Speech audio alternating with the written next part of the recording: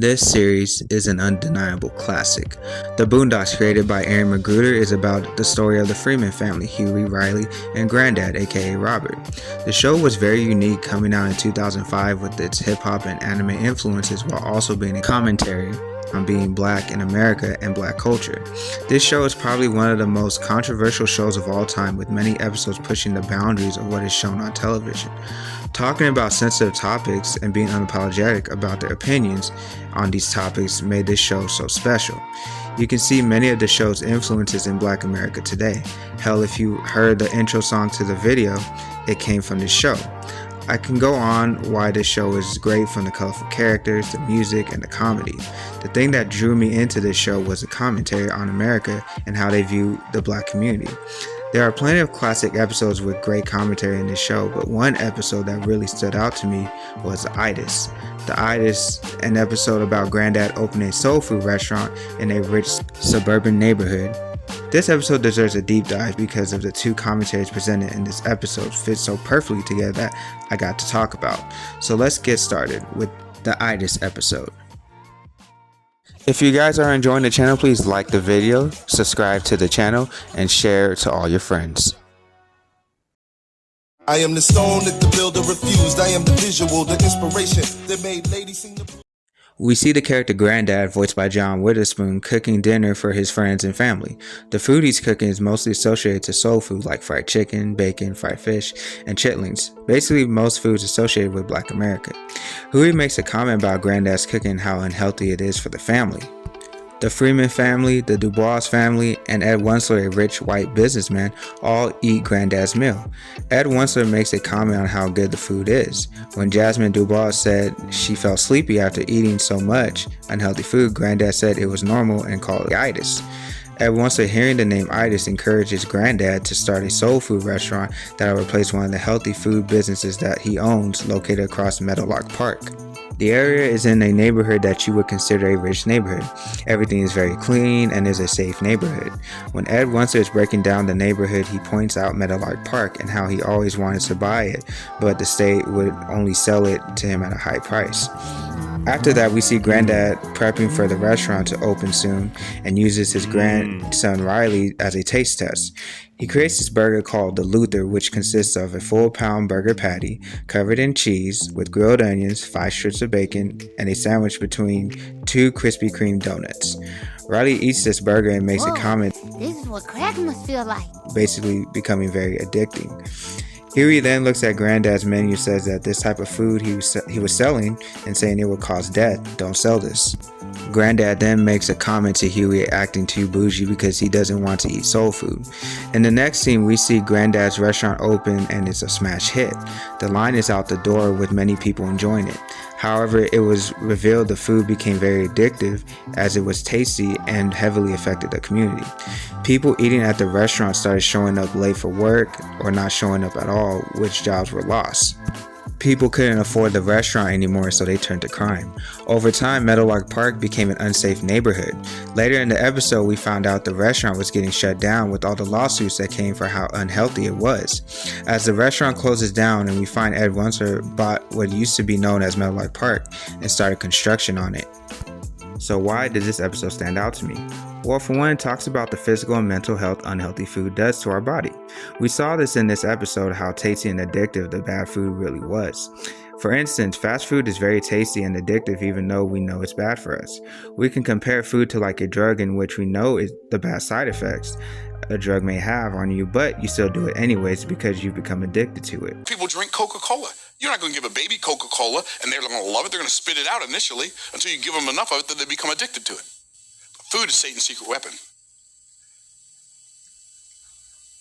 There's a lot of scientific evidence that shows that a lot of health problems that a lot of people have could be solved with diet and exercise. Come to think of it, food is actually worse than drugs because it can kill you faster than any drug. Most of the unhealthy foods we become addicted to leads to many health problems like type 2 diabetes, high blood pressure, weight gain, high cholesterol, heart disease, etc. While food does all that to us physically, it also affects our minds. As the more bad food we eat, it leads to depression and increased anxiety. We see in the episode people becoming homeless and not having the motivation to work, which turned the affluent community to a dangerous one overnight. I think it's important that Aaron Magruder used an emphasis on soul food because it's associated with the black community. Food that is very unhealthy for you, but it's very tasty and addictive. The unfortunate thing with soul food is that most of the food black people would consume actually has its roots in slavery, as black slaves would eat these foods as a survival method. He's right, Senor Freeman. All African American slaves had to eat was the parts of the pigs the slave masters wouldn't eat. But that was a survival technique, I said. They didn't really have a choice. I don't think people are supposed to eat this stuff, or at least not so much. Even the jab Granddad said to Huey when he doesn't want to eat soul food is, "You too good for soul food?" Which to me reminds me of black people saying you too good to live in the hood, or you're acting white for being educated. I love the comment Huey told Granddad when he says this. This food is destructive. This food is your culture. Then the culture is destructive. The part of the culture being destructive is true, but there's a reason behind it. See, the black community has always been seen as destructive from books, media, and the news. We've all noticed anything associated with black, even words, as destructive, which leads to many living a self-fulfilling prophecy and becoming that stereotype. I think the biggest destructive thing about the black culture is it's too rigid. Like we have to fit in a box or a one-size-shoe-fits-all and doesn't allow any variety. That's mostly because media portrays us as that and nothing else. That's why it's damaging, because the people who aren't that and try to be different receive backhanded compliments like "you read good for a black person" or "you're not like black people I've seen," and just becomes very problematic. It's like society doesn't allow black people to be different, and if you're different than the black stereotype, then you're not seen as black. So Huey saying the culture destructive is true because society doesn't allow for the culture to be nothing but destructive. That system is our enemy. But when you're inside, you look around, what do you see? Businessmen, teachers, lawyers, carpenters. But until we do, these people are still a part of that system, and that makes them our enemy. You have to understand, most of these people are not ready to be unplugged. And many of them are so inert, so hopelessly dependent on the system, that they will fight to protect it.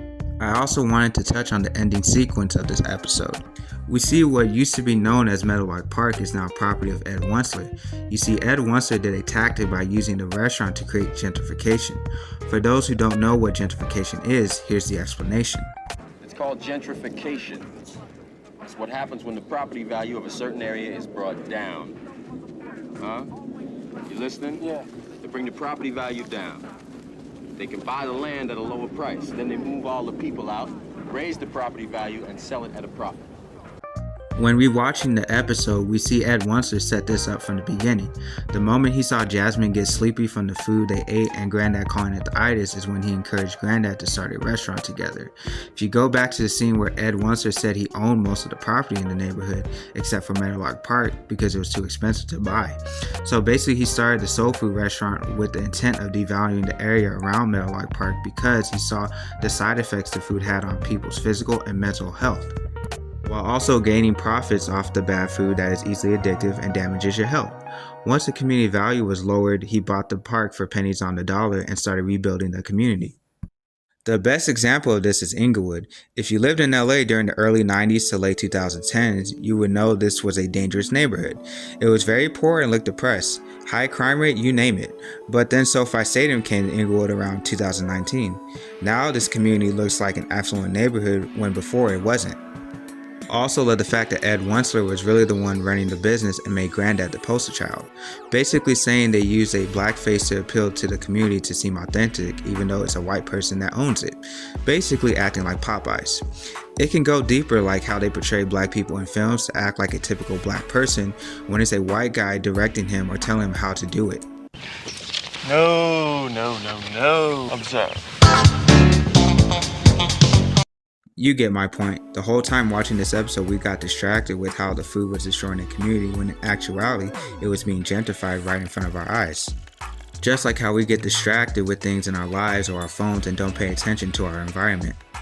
That's how gentrification happens. You don't pay attention to it even when it's right in front of your eyes, and you only realize it when it's too late. This episode is an example of why I and many Black Americans love this show. The topics this show presents us is something that Black Americans have talked about before, but not at that level. It gave Black Americans a voice with how unapologetic the show was, and basically gave a voice to the voiceless.